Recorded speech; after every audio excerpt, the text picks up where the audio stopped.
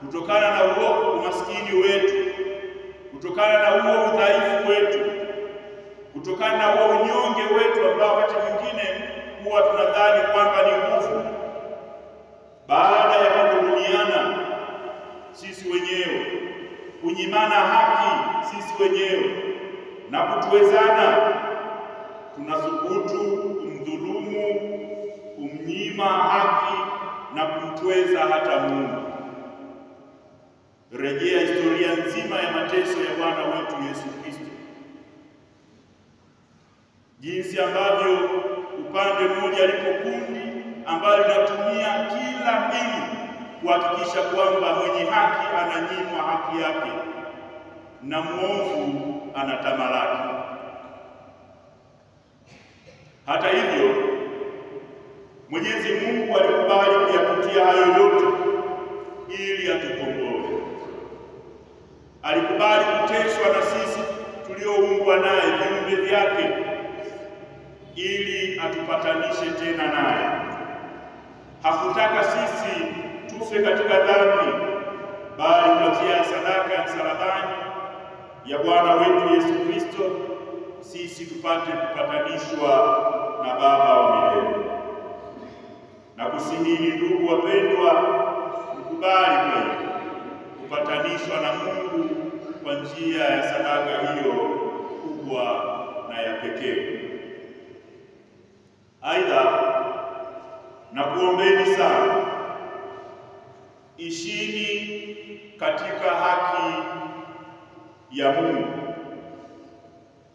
Kuishi katika haki ya Mungu maana yake ni kuwa na huruma, kuumia pamoja na anayeumia, kuyafanya maumivu ya mwingine kuwa yako, kuyafanya maumivu ya mwingine kuwa yangu.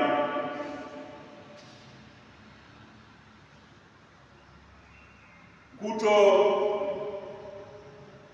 kubaki katika hali ya kutojali anayeumia, na hivi kuishi kwa ukamilifu kanuni ya dhahabu tuliyofundishwa na Bwana wetu Yesu Kristo. Umpende jirani yako, umpende ndugu yako kama nafsi yako. Yale ambayo wewe unapenda kutendewa, mtendee mwenzako. Yale ambayo upendi wewe kutendewa, usimtendee mwenzako. Upendi kudhulumiwa, usidhulumu. Upendi kuibiwa, usiibe. Upendi kusengenywa, usisengenye. Upendi kutwezwa, usitweze.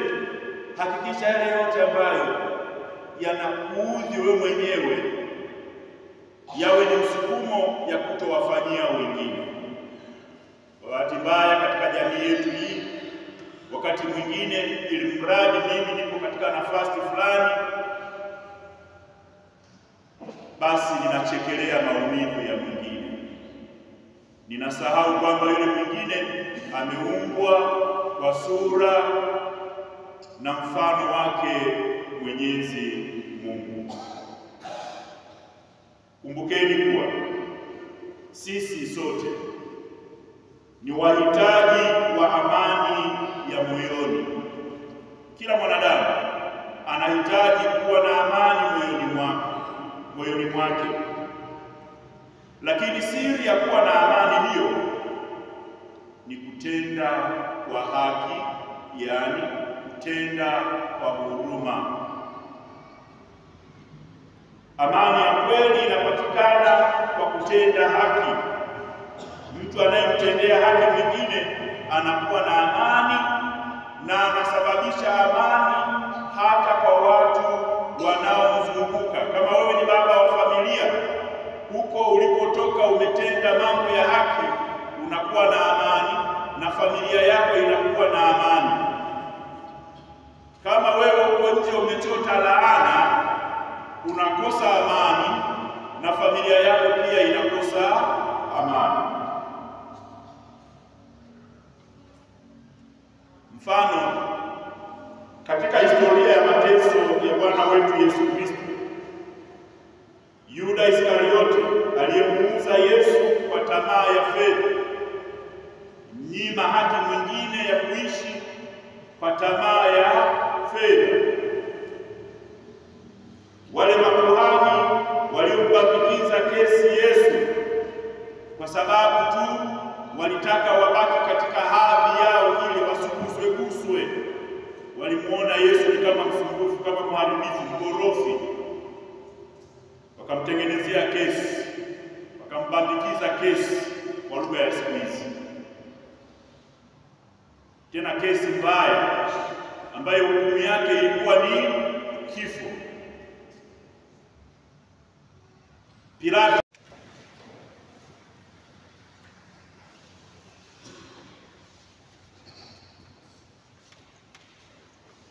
Wapendwa nyote, tumsifu Yesu Kristo. Leo kama ambavyo tumekwisha kusema, ni siku muhimu sana kwa kanisa mahalia la jimbo letu Katoliki la Mafinga, kwani mchungaji mkuu wa jimbo kwa maana ya askofu anaadhimisha sadaka ya misa takatifu pamoja na familia yote ya Mungu, yaani mapadre, watawa na waamini walei. Ni siku ambapo sisi makuhani wapakwa wa Bwana tunamshukuru Yesu Kristo, kuhani mkuu na wa pekee, kwa kutushirikisha ukuhani wake bila ya mastahili yetu. Lakini pia ni siku muhimu sana kwenu ninyi ndugu zetu watawa na waamini walei, kutuombea sisi makuhani wenu tuliowekwa wakfu ili kuhudumieni. Kama tulivyosikia, masomo yote matatu yanazungumzia upakwa na upelekwa wa Kristo. Upakwa na upelekwa wa Kristo. Ni Yesu Kristo mwenyewe aliyejitambulisha kwa kinywa cha nabii Isaya, kama tulivyosikia katika lile somo la kwanza, na baadaye kwa kinywa chake mwenyewe tulivyosikia katika Injili kuwa yeye amejawa na Roho Mtakatifu, yaani amepakwa kwa Roho Mtakatifu na amepelekwa na Baba kwa milele kutuletea sisi habari njema, kuganga majeraha ya mioyo iliyovunjika, kuwatangazia uhuru walio utumwani, kuwafungulia wafungwa na kutangaza mwaka wa neema wa Bwana. Hizi ndizo kazi kuu alizokuja kufanya kuhani mkuu na wa pekee Yesu Kristo, na ndizo basi kazi tulizotumwa kuzifanya sisi washirikishwa wa ukuhani wake huo mtakatifu. Hatutendi ya kwetu na wala hatupaswi kutenda ya kwetu. Tunatenda pamoja naye kwa njia yake na ndani yake. Ndugu zangu mapadre, hebu tutafakari kwa makini jukumu kubwa ajabu hilo tulopewa. Na hapa nichukue fursa hii kumshukuru sana Baba Basilo Labila aliyetuongoza jana wakati wa majikusanyo yetu kwa maandalio ya siku ya leo.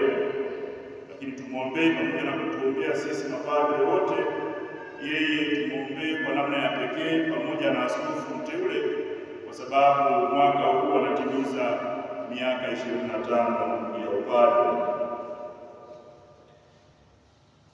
Tulitafakarishwa na naomba tuingie hili kwa undani sana, uzito wa majukumu tuliyopewa, kwamba watu kwa njia ya utumishi wetu wapate kugangwa majeraha ya mioyo yao iliyovunjika.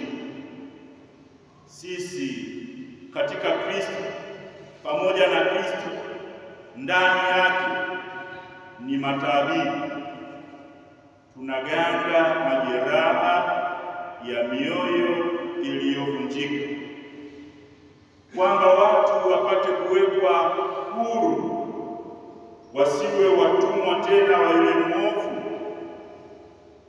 wafunguliwe magereza, wasiwe wafungwa tena wa magereza ya dhambi au tabia mbaya. Wenye huzuni kwa njia ya utumishi wetu na huduma zetu